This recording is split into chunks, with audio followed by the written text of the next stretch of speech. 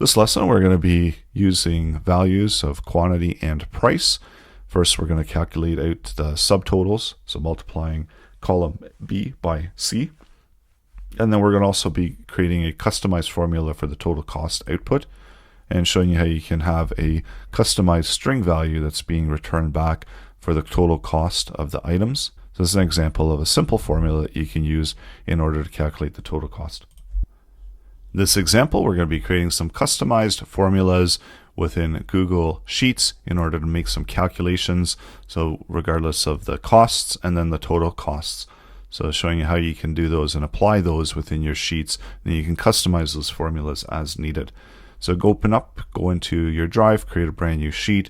Under Sheets, you can populate some data here. So I do have several different columns. I've got A, where I've got the items listed, B, where I've got the quantity, C, where I've got the price, and then I'm going to calculate the cost here. So these are going to be subtotals, and then the total cost that is going to be in the end formula that we're going to be creating, and that's going to be listed down here at the bottom. So under Extensions, select App Script, and this is where you can create your customized formula. So let's start by creating a function. And within this function, let's call it calculate sub, and this is going to be getting the subtotal. So it's going to be the item value and then the quantity of items. And we're going to simply just multiply this out. So let's take and we're going to select out the value, and we want to just return back this one value. So essentially this is going to be the quantity by the price. And actually, let me just update this. So we'll get the price and the quantity. So we're going to have those two values there, and then we're going to simply output the cost here in column D. So let's make that calculation, and we can do that where we're set up a variable, just call it total. So this is the value that we're going to be returning back within the cell that's going to be calling for the formula. So just return that value back. And then we want to make the calculation here. So let's add this function. In order to add the customized function within the sheets, so you select the cell that you want to add it into, do the equal sign, and then add in the customized function name. And then we need to update and fill out what we've got for price. So the price is going to be a value of 10 in this case, coming from column C, item number 2. So that just populated it there. You can also manually enter that in.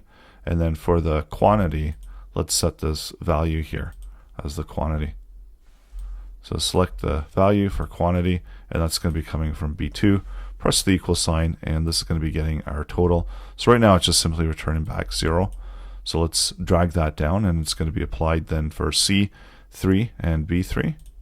And now let's do the calculation. So let's just simply take those values, and the total is actually going to be the value of price multiplied by the quantity. So it's a very simple value here. We're being returned back, and we can also take this value and just simply do a return, so we don't even need the variable name. Just to really simplify what the output is. So that's our costs there, and we want to create a little bit more of a complex formula here where we can output the value that we've got for the costs. So let's select out and get the items and get the quantity and the price, so we can make a total calculation for that. So we'll set up another function, and we can call this one the total costs. And it's going to take in the 3 parameters. So it's going to have the quantity, and I'll just update that to match, and then the prices that we're going to be dealing with. So these are going to be as multiple items, because these are going to be the ranges that we're going to be selecting, as opposed to here we were just using the cell values. So let's start by setting up a value for total cost and set that to be 0. And then this is also what we're going to be returning at the end. And we're going to be applying the calculations in between, where we're going to loop through the number of items that we have. So using just a regular for loop, let the value of I equal 0, and then while I is less than the number of items that we have, and it's got the length property as a typical array, so incrementing it by 1. Then we want to calculate the cost.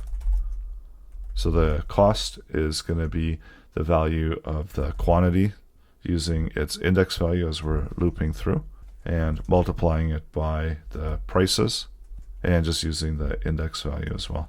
So it's going to be getting a value for cost, and then the total cost is just going to be adding to the total cost whatever we got the value for cost. So let's see what we've got here and select. And remember, these are going to be ranges, so it's going to be slightly different, where we're going to add in the number of items, and that's going to be an array of items, so adding in that range. And then we've got the quantities, so we want to match the range values there as we've got a loop going on, and then we want to match in the price values there.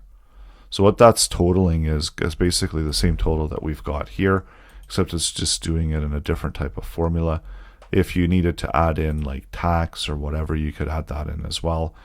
You don't have to have the items one, but if you want to list them out, the number of items, or if you want to have those somehow listed out as a string value, you can do that as well. So let's add in, and we'll just have a value called output. So this can be a string value, and here we can add and concatenate to the list of the values. So for output, and as we're iterating through, we're going to add to the string value, and I'm going to use the backticks, which are the template literals. So it gives us a little bit more functionality when we're constructing the string values. So here we've got the items and whatever the index value is, and then whatever we've got for the quantities. And we can have a string value that will be something like output. So that way we can have a customized returned string value there as well. And we can just do a merge of the cells. So now it's outputting that item 1 times 5, item 2 times 3, item 3 times 2. Total cost is 135. We can also customize this a little bit as well with a $sign if we needed to. So that would update the string output that we've got. So you can customize the formulas as needed in order to create the output as desired.